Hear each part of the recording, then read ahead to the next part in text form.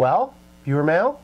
No mail. Oh, you know, we really want mail. Send it in at Doug at riskandrewardtv.org. Send your questions in, and I will try to get answers to your questions instead of coming up with our own questions. But we do have a question. Here's a question that I have for you.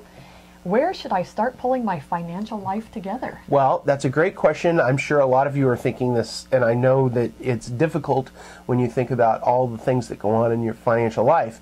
The place to start pulling it together is your own personal financial statements.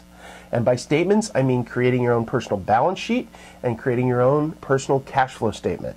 The business of you. The business of you, exactly. So it's very easy to do. Anybody can do it. All you need, you don't even really need a calculator. You can probably do the math yourself.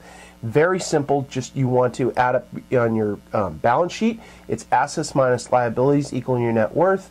And on your cash flow statement, it's income minus expenses equals your cash flow. So let's look at this. Your financial statements and your balance sheet is assets minus liabilities equal net worth.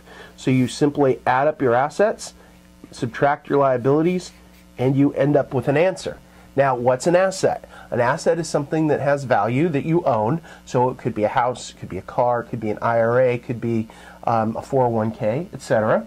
Liability would be something, money you owe, that you owe on some of your assets, say a mortgage on a house, a car loan, credit card debt is a liability that you're going to have to pay back, student loans, etc.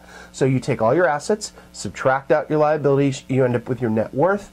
I know this won't feel good for some people, but it's better to know than not to know, and you've got to start somewhere. This is where to start.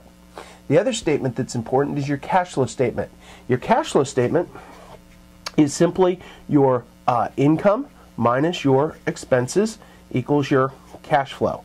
In this case, your income is usually your paycheck, and your expenses are numerous expenses. Every bill you have. Oh, your cell phone, your everything. Cable.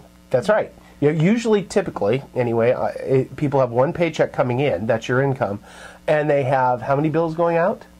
Oh, probably 20 or 30. Yeah, quite a few. Dinners out, groceries, that's everything. Right. So, and remember, you're trying to be honest here and get a real snapshot. So don't fudge and say, oh, well, we never really go out to dinner.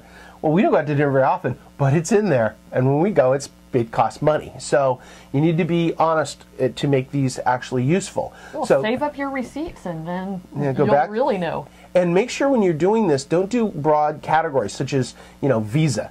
That's not a good enough example of expenses. Look at your Visa statement and go through it item by item and say newspaper, video games, whatever you've got on your Visa, coffees. Oh yeah, you'll find very quickly that where you're spending money is shocking to you. So do your income minus your expenses and you'll find cash flow. So once you've got your net worth and your cash flow and where you're at now, you can move forward. But before you have that, you really don't know where you're at. And so before you can find out where you can go, you start with where you're at. And so that's a very simple way to get things going. Now remember, this is not going to feel good for some of you, but it's better to know than not to know. And the takeaway is? Well, that basically is the takeaway. It might not feel very good, but it's better to know than not to know. Start with where you are right now.